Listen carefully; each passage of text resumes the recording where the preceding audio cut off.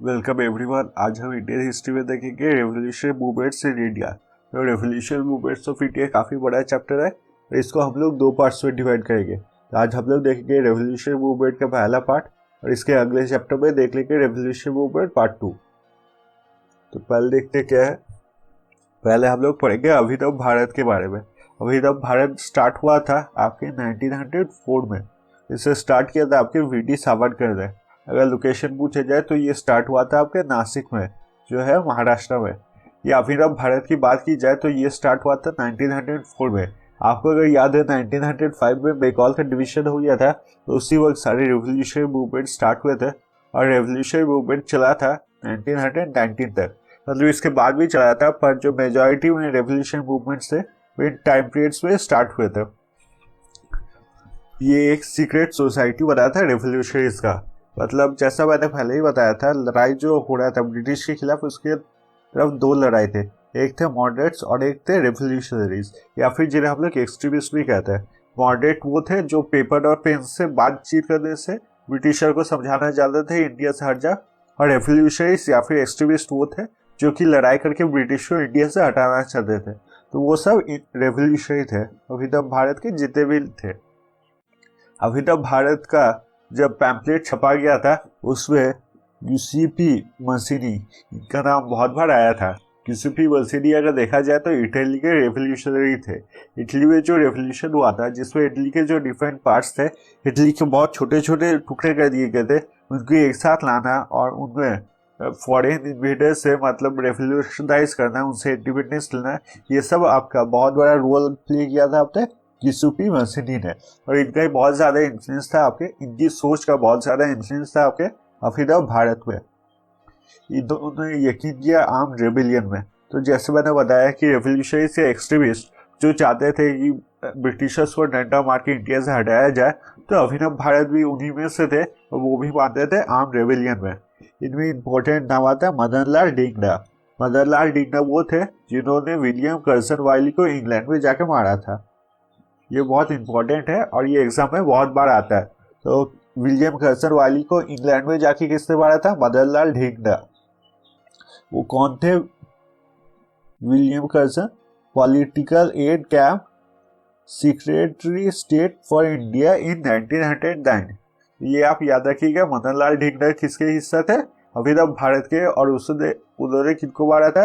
William कर्सन वाली, जो political add की कैंप थे इंडिया में। फिर आता है आपका अनुशीलन समिति। अनुशीलन समिति के बारे में अगर देखा जाए तो ये स्टार्ट किया गया था 1902 में। जैसा मैंने बताया था, बंगाल डिवीजन के पहले ये बात फैल गया था कि बंगाल को ब्रिटिशर्स डिवाइड करने वाले हैं।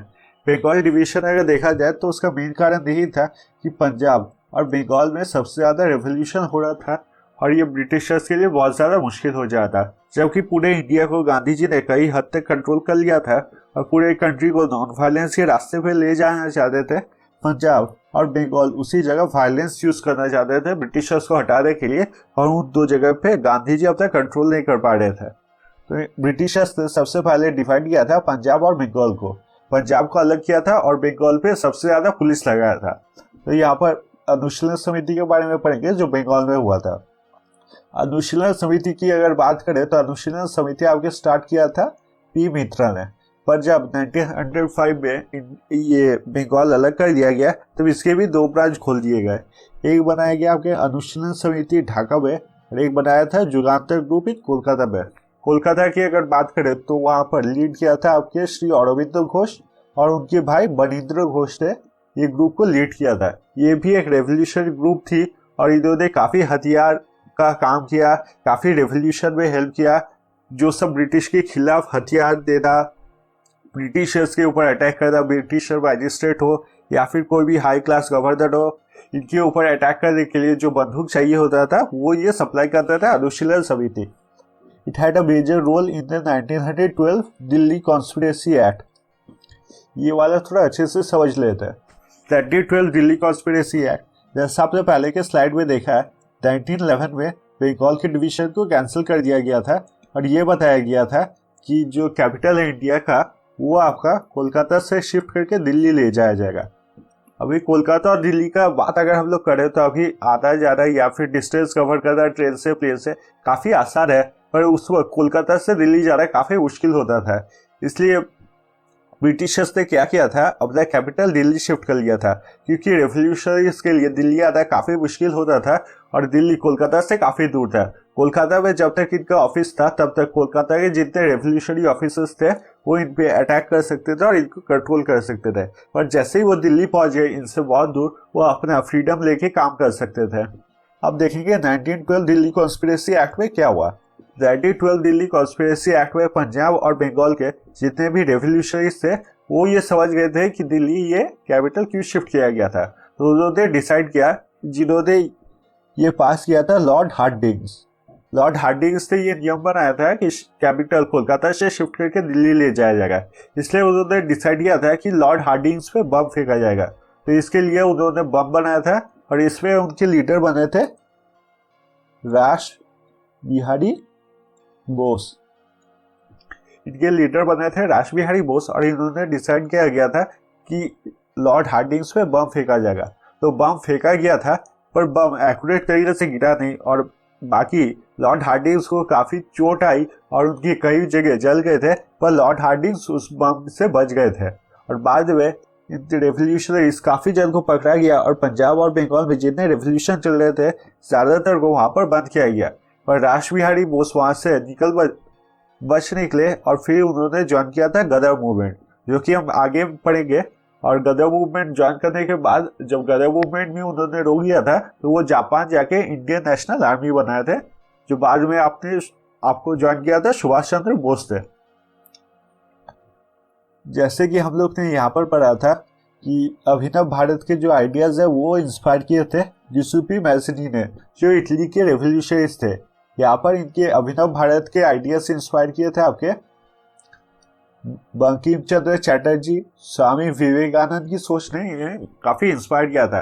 बाकी अगर इंटरनेशनल की बात करें तो इंटरनेशनल भी इटालियन नेशनलिज्म और पैन एशियनिज्म, पैन एशिया मतलब पूरे एशिया को एक साथ करना, काजुको ओकारू, आई एम सॉरी अगर मैं प्रोनाउंस गलत कर रहा हूँ, मैं डिसरिस्पेक्ट के कुछ भी नहीं करना चाहता हूँ, बस हम लोग के लिए ये स्पेल करना थोड़ा हार्ड होता है। तो ये सब इन लोगों की जो आइडियाज थे, जो सोच थे, वो सब इन्हें काफ़ी इन्फ्लुएंस किए थे अभिनव भारत। अगर अभिनव भारत के बारे में और देखा जाए तो आप देख सकते हैं अभिनव भारत सब कुछ में कैसे इन्फ्लुएंस करते थे और कितने, श्री अरबिंदो घोष आपको पता ही है, उन्होंने रेवोल्यूशन में कितना बड़ा हाथ था उनका। तो ये अभिनव भारत को बंद करने के लिए वेस्ट बंगाल बोल रहा हूँ मैं, पूरे बंगाल में CID स्टार्ट किया गया था। तब अभिनव भारत को यहाँ पर बंद करके भेज दिया गया था उत्तर प्रदेश में। उत्तर प्रदेश में जब अभिनव भारत स्टार्ट हुआ तब वहाँ पर काकोरी ट्रेन इंसिडेंट हुआ था और काकोरी ट्रेन इंसिडेंट के बाद यूपी में भी इसे बंद कर दिया गया। बाद में इसे दिल्ली शिफ्ट कर दिया गया और दिल्ली में जाके यहाँ पर ज्वाइन किए थे आपके भगत सिंह। तो आप देख सकते हैं एक जो आइडिया है फ्रीडम का वो कभी नहीं मरता है और एक चैप्टर दूसरे चैप्टर से कैसे लिंक हुए हैं। फिर आता है Muzaffar conspiracy case. Muzaffar conspiracy case में भी अभिनव भारत का काफ़ी बड़ा हाथ था, तो इसमें देख लेंगे एक्चुअली में हुआ क्या था। इसमें दो रेवोल्यूशनरीज आपके खुदीराम बोस और प्रफुल्ल चाकी ने प्लान किया था, जो चीफ प्रेसिडेंसी के मैजिस्ट्रेट है DH किंग्सफोर्ड, इनको मारना होगा। DH किंग्सफोर्ड का अगर देखा जाए तो DH किंग्सफोर्ड आपके जज थे मुजफ्फरपुर के, और मुजफ्फरपुर में जितने भी रेवोल्यूशनरीज थे ये कड़ा सा कड़ा पनिशमेंट देते थे उनको, और कोई भी इंडियंस हो उन्हें कोई भी चांस नहीं देते थे और ब्रिटिशर्स को कभी भी कोई सज़ा नहीं देते थे।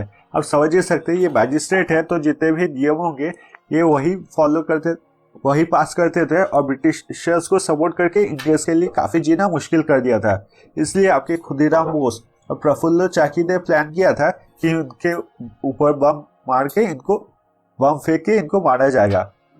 इनके लिए इन्होंने प्लान किया था कि ये बम फेंकेंगे उनके व्हीकल के ऊपर। इन्होंने प्रफुल्ल चाकी और खुदीराम बोस ने ये प्लान किया था कि अभिनव भारत से बम लेके और प्लानिंग करके फिर DH किंग्सफोर्ड की जो गाड़ी है उसके ऊपर बम फेंकेंगे। अब DH किंग्सफोर्ड की गाड़ी के अंदर आप समझ ही सकते हैं, आगे की अगर आप गाड़ी देखेंगे जो पहले की दिन की गाड़ी है वो सब एकदम बॉक्स के तरह होते थे, तो उसे एक घोड़ा चलाता था। अब अगर बॉक्स के अंदर बम फेंका जाए तो आप समझ सकते हैं एक्सप्लोशन का इफेक्ट बहुत ज़्यादा होगा और श्योरली वो मारा जाएगा। तो इसलिए इससे पहले हम लोग ने देखा था जो यहाँ पर आपका ट्राई किया गया था 1912 Delhi conspiracy case. 1912 Delhi conspiracy case में जब आपके लॉर्ड हार्डिंग्स पे बम फेंका गया था तब वो एक हाथी पे सवार थे। अब हाथी पे सवार होने पे यही होता है कि जब कोई आदमी हाथी पे बैठा रहता है तो आप समझ ही सकते हैं आसपास का पूरा एरिया खाली होता है और बम का जो इफेक्ट होता है वो बहुत कम होता है। इसलिए इन्होंने डिसाइड किया था कि उस किंग्सफोर्ड की जब गाड़ी जाएगी तब उसी गाड़ी में वो बम फेंकेंगे, और क्योंकि वो गाड़ी चारों तरफ से बंद है इसलिए बम का इफेक्ट बहुत ज़्यादा होगा। तो उस दिन किंग्सफोर्ड की किस्मत अच्छी थी और किंग्सफोर्ड ने अपने गाड़ी में 2 महिलाओं को बैठा के जाने दिया था। तो महिलाओं का कोई काम था या फिर कुछ, तो किंग्सफोर्ड ने अपने गाड़ी में 2 महिलाओं को बैठा के जाने दिया था। तो ये बात खुदीराम बोस और प्रफुल्ल चाकी को नहीं पता थी और खुदीराम बोस और प्रफुल्ल चाकी ने बम फेंक दिया था और उसमें 2 ब्रिटिश वोमेन जो इसमें बैठे थे कैरेज में वो मर गए थे। इसके बाद आपका पुलिस का सर्च बहुत स्टार्ट किया गया था और उसमें खुदीराम बोस को सबसे पहले पकड़ा गया था। खुदीराम बोस को एक इंडियन ने पकड़ा था जिसका नाम था नंदलाल बनर्जी। अब देखिए ये इंडियंस को हमेशा यूज किया जाता था ब्रिटिशर्स के द्वारा कि अपना काम कर सके। अब ये गलती पूरे ब्रिटिशर्स को भी नहीं दे सकते, इंडियंस में भी ऐसे थे जो अपने भारत माता से ज़्यादा अपने फैमिली को या पैसों को ज़्यादा वैल्यू करते थे। तो उनमें से एक था नंदलाल बनर्जी जिसने खुदीराम बोस को पकड़ लिया था। बाद में नंदलाल बनर्जी को नारेंद्रनाथ बनर्जी ने गोली मार दी थी। और अगर बात की जाए प्रफुल्ल चाकी की तो प्रफुल्ल चाकी को पकड़ने से पहले ही उन्होंने सुसाइड कर लिया था। जब कोर्ट में इनको प्रेजेंट किया गया खुदीराम बोस का तो खुदीराम बोस की उम्र 17 साल की थी, 17 साल और कुछ महीने। और ये बहुत ही इंपॉर्टेंट था कि खुदीराम बोस को ब्रिटिशर्स फांसी दे सके, कि वो दिखाना चाहते थे कि मैजिस्ट्रेट के खिलाफ अगर कोई कुछ भी करे तो उसको फांसी दिया जाएगा। इसलिए कोर्ट में ये प्रूफ किया गया कि खुदीराम बोस की असली उम्र 18 साल है ताकि उनको फांसी पे चढ़ाया जा सके। तो उससे 17 साल की उम्र में खुदीराम बोस को फांसी दे दिया गया था और खुदीराम बोस बने थे youngest Indian who was hanged. अगर रेवोल्यूशन की बात करें कि ब्रिटिश के खिलाफ रेवोल्यूशन किससे स्टार्ट किया था तो आप देखेंगे काफ़ी यंग बच्चों ने और 12-13 साल की उम्र में ही स्टार्ट कर दिया था। और खुदीराम बोस वो सबसे छोटे थे, उनमें से सबसे छोटे थे जिनको फांसी पे चढ़ाया गया था। सिर्फ 18 साल की उम्र में, अगर आप गूगल में भी अभी सर्च करेंगे तो आपको 18 साल की उम्र नहीं दिखाया जाएगा। गूगल आपको पता ही ये कौन कंट्रोल करता है। तो जो भी हो, अब गूगल की भी गलती नहीं है क्योंकि प्रिंटेड जो चीज़ है उस पर 18 साल की उम्र दिखाई गई है उनकी। तो 18 साल की उम्र में सिर्फ खुदीराम बोस को फांसी मिल गया था और वो बने थे youngest Indian who was hanged by the Britishers. अब हम लोग पढ़ेंगे होम रूल लीग के बारे में। अगर होम रूल लीग की बात की जाए इसका फॉर्मेशन हुआ था आपके 1916 में। इसके 2 ब्रांचेस थे। एक थे आपके महाराष्ट्र में जिसके हेड थे आपके बाल गंगाधर तिलक, और दूसरा पैन इंडिया या फिर आप रेस्ट ऑफ इंडिया बता सकते हैं जिसके हेड थे एनी बेसेंट। तो ये 2 ब्रांचेस थे आपके होम रूल लीग के जो स्टार्ट हुआ था आपका 1916 में। होम रूल लीग का यही था मेन ऑब्जेक्टिव कि स्वराज या फिर सेल्फ गवर्नमेंट। स्वराज, जैसे कि आपको पता ही है बाल गंगाधर तिलक ने ये स्टेटमेंट दिया था कि Swaraj is my birth right and I shall have it. तो ये बहुत ही इंपॉर्टेंट स्टेटमेंट था और इससे पता चलता है कि बाल गंगाधर तिलक का अगर देखा जाए तो पहले से यही सोचता कि उनको स्वराज अटेंड करना है इंडिया के लिए। बाकी इंडिया के बड़े बड़े लीडर्स जब ये बात कर रहे थे कि वो डोमिनेंट स्टेट से खुश है, अगर उनको सिर्फ डोमिनेंस दिया गया और वो ब्रिटिशर्स का अंडर रहने में ही खुश है, उन्होंने ये बात पहले उठाई थी कि उनको स्वराज चाहिए, मतलब कंप्लीट इंडिपेंडेंस। उन्होंने एक बहुत अच्छा बैलेंस बनाया था रेवोल्यूशनरीज और मॉडरेट आइडियोलॉजी के बीच में। तो अगर देखा जाए तो बाल गंगाधर तिलक थे आपके रेवोल्यूशन लीडर, वहीं पर एनी बेसेंट जो है वो आपकी मॉडरेट लीडर्स थी। तो ये बहुत ही अच्छा एक कॉम्बिनेशन था जहाँ पर मॉडरेट लीडर्स की सोच और रेवोल्यूशन लीडर्स दोनों की सोच मानी जा रही थी। और होम रूल लीग का सबसे बड़ा अचीवमेंट बना था आपके 1916 में, जब होम रूल लीग के वजह से जो अलग हुए थे मॉडरेट और एक्सट्रीमिस्ट। आपको पता ही है कांग्रेस अलग हो गए थे, एक आपका मॉडरेट का विंग हो गया था, एक हो गया था आपका एक्सट्रीमिस्ट विंग। मॉडरेट एक्सट्रीमिस्ट एक साथ हो गया था और कांग्रेस के साथ आ गया था आपका मुस्लिम लीग। ये काफ़ी ब्रीफ टाइम के लिए कांग्रेस और मुस्लिम लीग एक साथ हुए थे, पर ये एक साथ हुए थे इसी वजह से होम रूल लीग। फिर पढ़ेंगे गदर मूवमेंट के बारे में। गदर मूवमेंट की अगर बात की जाए तो पहला जब गदर मूवमेंट बना था तब उसका नाम पड़ा था आपका पैसिफिक कोस्ट हिंदुस्तान एसोसिएशन। इसका अगर फाउंडर की बात की जाए तो इनके फाउंडर थे लाला हरदयाल और प्रेसिडेंट थे आपके सोहन सिंह। ये आप अच्छे से याद रखिएगा कि पैसिफिक कोस्ट हिंदुस्तान एसोसिएशन के फाउंडर थे लाला हरदयाल, ये नहीं कि प्रेसिडेंट थे लाला हरदयाल। फाउंडर थे लाला हरदयाल और प्रेसिडेंट थे आपके सोहन सिंह। अगर इसकी बात की जाए तो फिर ये बना था आपके सैन फ्रांसिस्को में, जो कि आपके अमेरिका में।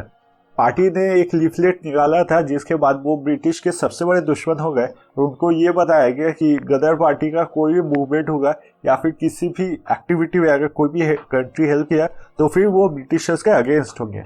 ये पैम्पलेट हम लोग देख लेते हैं। इस पैम्पलेट में क्या लिखा हुआ था। इसमें लिखा था अंग्रेजी राज का दुश्मन wanted brave soldiers to stir up the rebellion in India, pay death, price martyrdom, pension liberty, field of battle India. इसमें यही लिखा हुआ था अंग्रेजी राज का दुश्मन, जो कि तो क्लियर है। वांटेड ब्रेव सोल्जर, हम लोग को साहसी सैनिक चाहिए। किसके लिए? कि इंडिया में जो ब्रिटिशर्स हम लोग के ऊपर टॉर्चर कर रहे ब्रिटिशर्स को हटाने के लिए। इसके बदले उनको क्या मिलेगा? उनको मिलेगी मौत, देश के लिए मौत। और प्राइस मार्टिरडम मतलब देश के लिए शहीद होना पड़ेगा और पेंशन में उनको आज़ादी मिलेगा। अगर इस लड़ाई में वो ब्रिटिशर्स के खिलाफ सक्सेसफुल हो गए, इस लड़ाई के आखिर में उनको क्या मिलेगा? तो फिर उनको मिलेगा लिबर्टी या फिर आज़ादी। अगर पूछा जाए कि कहाँ पर ये लड़ाई कर दी है, तो ये लड़ाई कर दी है इंडिया में। इसके बाद ही पूरे ब्रिटिशर्स को गदर मूवमेंट के बारे में पता चल गया था, गदर मूवमेंट या फिर गदर पार्टी के बारे में पता चल गया था। और उन्होंने ये डिक्लेयर कर दिया था कि गदर पार्टी को अगर कोई भी कंट्री सपोर्ट करे या कोई भी ऑर्गेनाइजेशन सपोर्ट करे तो फिर डायरेक्टली वो ब्रिटिशर्स के खिलाफ जा रहे। फिर पढ़ेंगे उधम सिंह के बारे में। उधम सिंह आपके जन्म हुआ था 26 दिसंबर 1899 में, उनकी मौत हो गई थी 1914 में। ये एक इंडियन रेवोल्यूशनरी थे जो कि गदर पार्टी में इन्वॉल्व थे। इन्होंने ये फेमस इसलिए है क्योंकि इन्होंने गोली मारा था माइकल और डायर को। अब ये समझना बहुत इम्पोर्टेंट है, माइकल और डायर वो डायर नहीं है जिसने गोली चलाया था आपके जालियनवाला बाग में। माइकल और डायर ये गवर्नर ऑफ पंजाब थे, governor of Punjab in India. जब डायर को गोली चलाने की परमिशन मिली थी वो आपके माइकल और डायर ने दिया था। और माइकल और डायर ने गोली चलाने के बाद जो कमेटी है उसको ये बताया था कि ब्रिटिशर्स ने ये बहुत ही अच्छा काम किया और इंडियंस को अपना जगह हमेशा याद रहेगा। तो फिर माइकल और डायर को मारना ज़्यादा इम्पोर्टेंट था ताकि सिर्फ डायर को मारना। तो उधम सिंह ने माइकल और डायर को मारा था पंजाब लंदन में जाके, और वो हिस्सा थे आपके गदर मूवमेंट का। अब देखेंगे कोमाटू मारू इंसिडेंट क्या है। कोमाटू मारू की अगर बात की जाए तो इसके लिए आपके जो कैनेडियन के प्राइम मिनिस्टर है, कनाडा का प्राइम मिनिस्टर कौन है, एक सेकेंड में देख लेता हूँ। हाँ, जस्टिन ट्रूडो। जस्टिन ट्रूडो जब इंडिया में आए थे तब उन्होंने इस इंसिडेंट के लिए इंडिया से माफ़ी भी मांगा था। तो आपने अगर ये देखा होगा शशि थरूर का जो ऑक्सफोर्ड यूनिवर्सिटी में उन्होंने स्पीच दिया, उन्होंने यही कहा कि इंग्लैंड को ये समझना चाहिए कि उन्होंने जो भी इंडिया में किया वो गलत किया था। अभी भी अब अगर आप इंग्लैंड के किसी भी लोग को या किसी भी जर्नलिस्ट को ये पूछेंगे कि इंडिया में उन्होंने क्या किया था, तो वो बोलेंगे इंडिया के उन्होंने भलाई के लिए उन्होंने काम किया था। तो ये बिल्कुल भी दर्द नहीं है कि इंडिया के ऊपर उन्होंने सिर्फ टॉर्चर किया है। ये जस्टिन ट्रूडो ने एक बहुत ही अच्छा काम किया था कि पूरे दुनिया को दिखाया था अगर कि आप सॉरी बोलते हो पहले के एक्ट के बारे में तो फिर आप कुछ भी गलत नहीं करते, और ये सिर्फ यही दर्शाता है कि आप कितने महान आदमी हैं। तो इसी इंसिडेंट के लिए जस्टिन ट्रूडो ने आपकी माफ़ी मांगी थी। ये इंसिडेंट क्या है आप देख लेंगे। ये इंसिडेंट हुआ था आपके 1914 में। कोमाटू मारू नाम का एक शिप चला था आपके हांगकांग से। अब ब्रिटिश की अगर बात की जाए तो ब्रिटिश पूरे इंडिया पे और पूरे एशिया में ज़्यादातर एरिया उनकी कंट्रोल में था। तो ब्रिटिश के हांगकांग से चला था ये शिप। ये शिप का अगर डेस्टिनेशन देखा जाए तो ये शिप ने डेस्टिनेशन अपना चूज़ किया था कनाडा, कि वो जानते थे अगर इंडिया में वो लोग वापस जाए या फिर अमेरिका में वो लोग वापस जाए तो उनको बहुत आसानी से ब्रिटिश सोल्जर्स के हाथ में उठा दिया जाएगा और उनकी रिवोल्ट ख़त्म कर दी जाएगी। इसलिए उन्होंने डिसाइड किया था वो कनाडा पे जाएंगे। और इस जहाज की अगर बात की जाए तो इनमें 300 पैसेंजर्स थे और इनका मेन एम था, जो ब्रिटिशर्स के मेन टारगेट थे, उनका नाम था गुरुदत्त सिंह।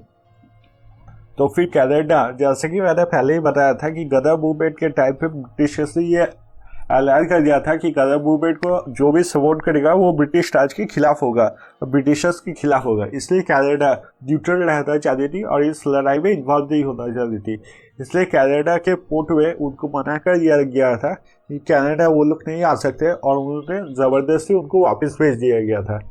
तो उन्हें जब वापस भेज दिया गया था तो उनके पास कोई ऑप्शन नहीं था और उनको इंडिया में आना पड़ा था और वो रुके थे कैलकाटा पोर्ट में। ये ब्रिटिशर्स को पहले से मालूम था कि वो वापस आएंगे कैलकाटा पोर्ट में और वो तैयार होके थे कि जैसे पोर्ट में उतरेगी शिप से गुरुदत्त से वो उनको कैप्चर कर लेंगे। तो वही हुआ, जैसे जहाज आपके कैलकाटा पोर्ट पे रुकी ब्रिटिशर्स ने गुरुदत्त सिंह पे अटैक कर दिया और उन्हें कैप्चर करने का स्टार्ट करने लगे कि उनको कैप्चर करना है। इसके लिए लोगों ने प्रोटेस्ट किया, क्योंकि अगर आप किसी को भी कैप्चर करना चाहते हैं, गुरुदत्त सिंह हो या फिर कोई भी और रेवोल्यूशनरी हो, तो सबसे पहले आपको कोर्ट जाना होगा, कोर्ट में जाके अरेस्ट वारंट लाना होगा। अरेस्ट वारंट लाके उसके बाद आप ये कर सकते हैं कि उनको अरेस्ट कर सकते हैं। पर यहाँ पर वैसे कुछ भी नहीं माना गया था, इसलिए लोगों ने प्रोटेस्ट करना स्टार्ट कर दिया था।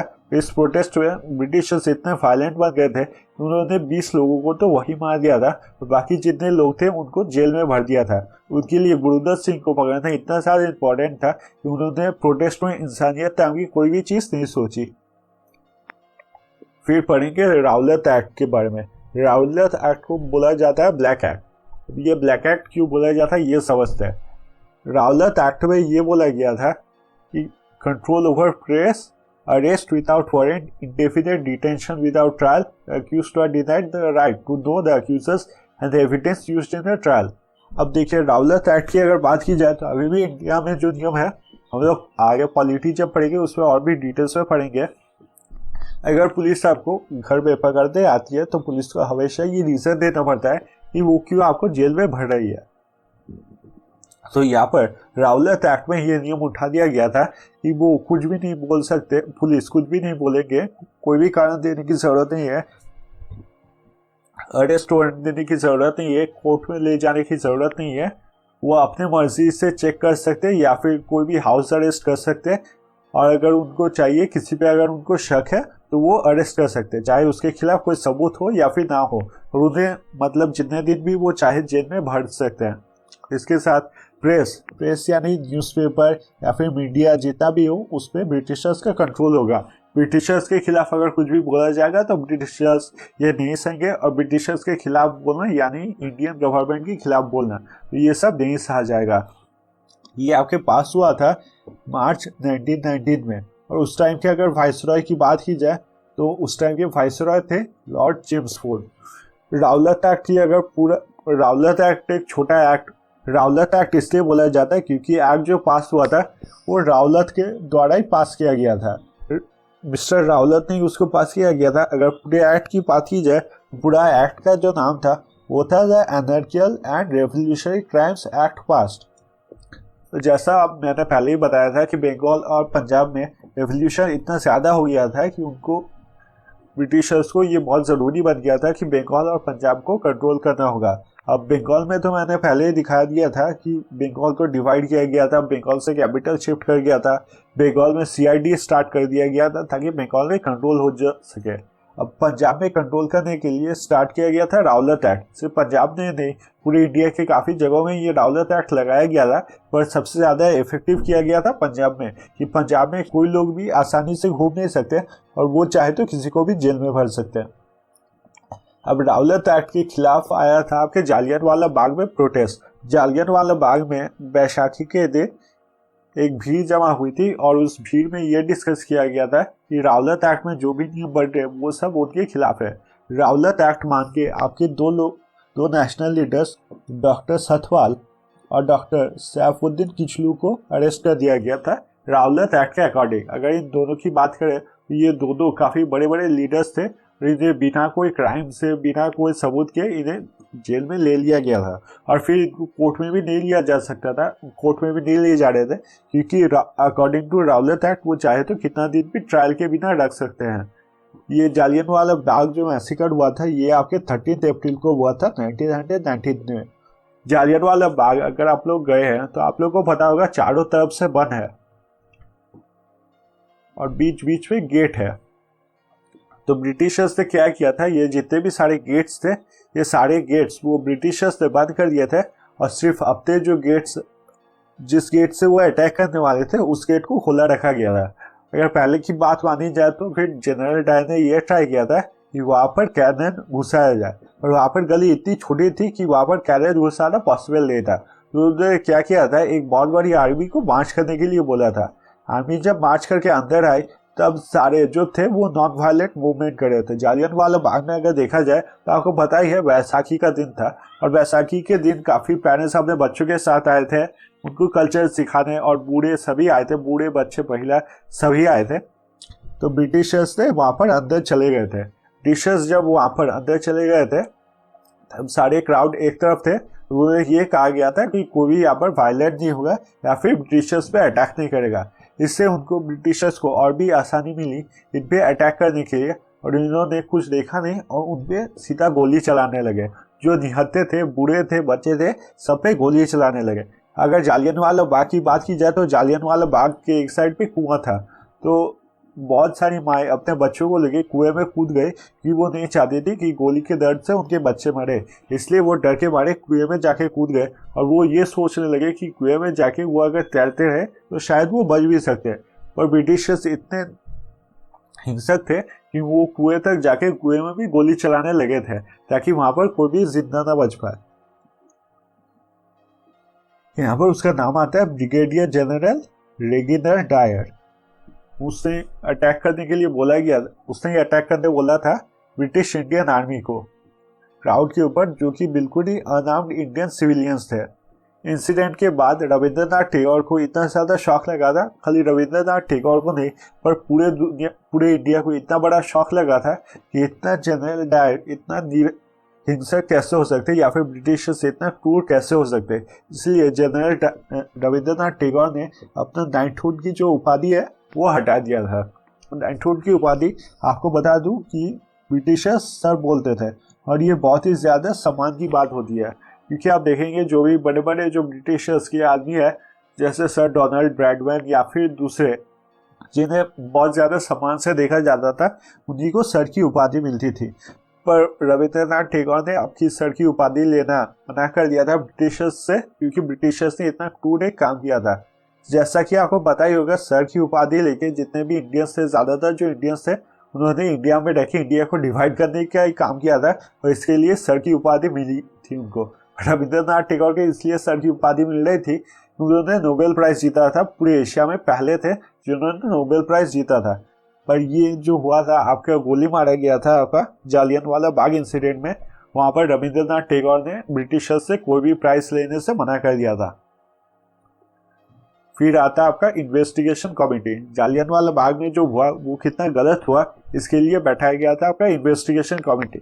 इन्वेस्टिगेशन कमेटी वैसा ही है अभी का कमेटी या फिर पहले भी जो कमेटी बैठाया जाता है वो सिर्फ लोगों को दिखाने के लिए कि गवर्नमेंट कितना सही काम कर रही थी। तो ब्रिटिशर्स की अगर बात की जाए तो ब्रिटिशर्स तो बैठाया था आपका हंटर कमेटी।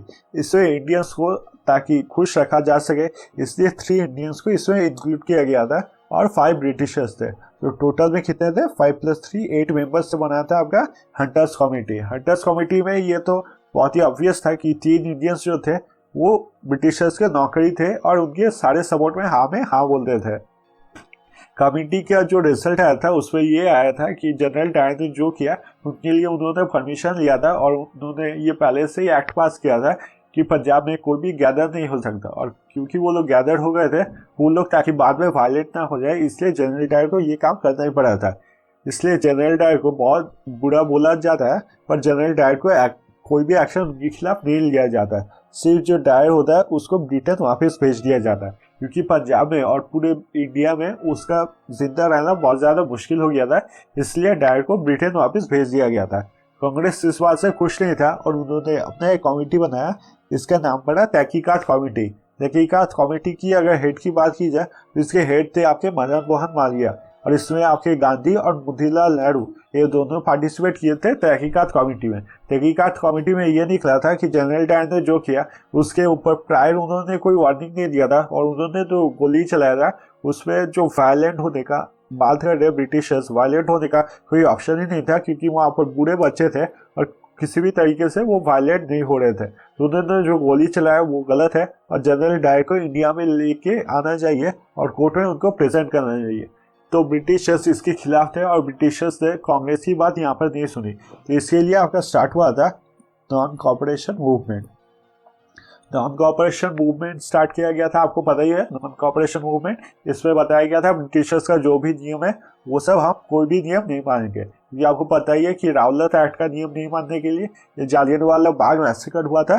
तो इस नॉन कॉपरेशन मूवमेंट जो कि आपके गांधी जी ने स्टार्ट किया था, इसमें गांधी जी ने बताया था कि वो पूरे इंडिया में यही चाहते हैं, कोई भी ब्रिटिशर्स की बात नहीं माने।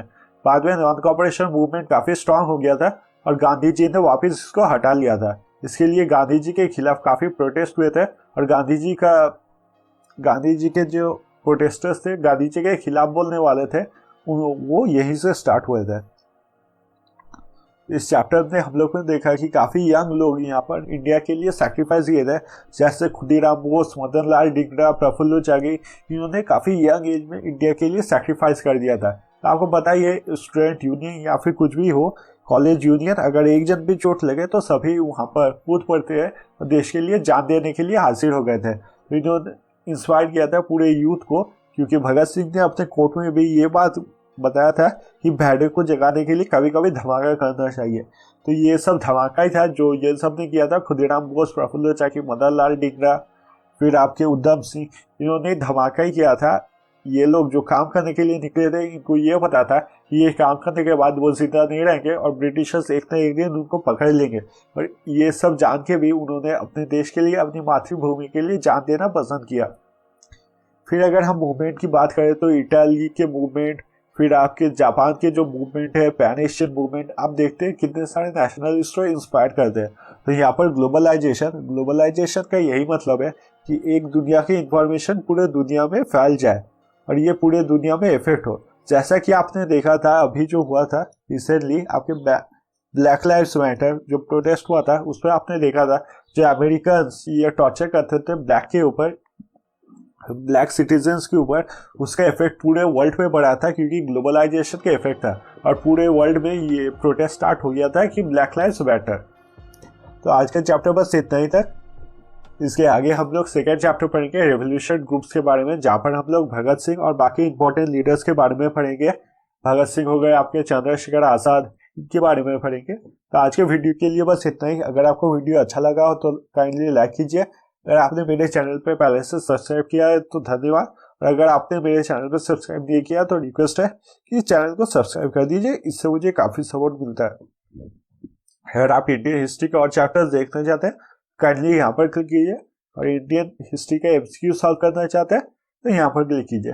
थैंक यू सो मच ये वीडियो देखने के लिए। मिलेंगे अगले वीडियो पे।